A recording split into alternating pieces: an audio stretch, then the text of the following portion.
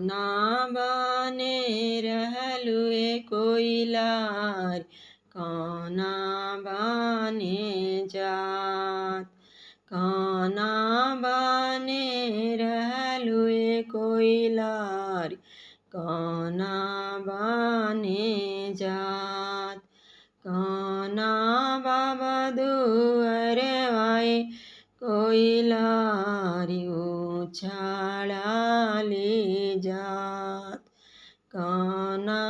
बाबा दुअरे वाए कोइलारी उछाळाली जात मधुबने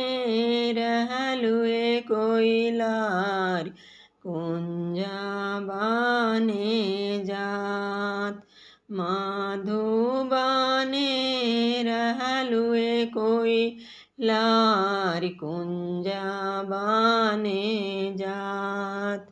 पीतरे बाबा दुअरवाए कोइलार उछाळाली जात पीतरे बाबा दुअरवाए कोइलार उछाळाली जात।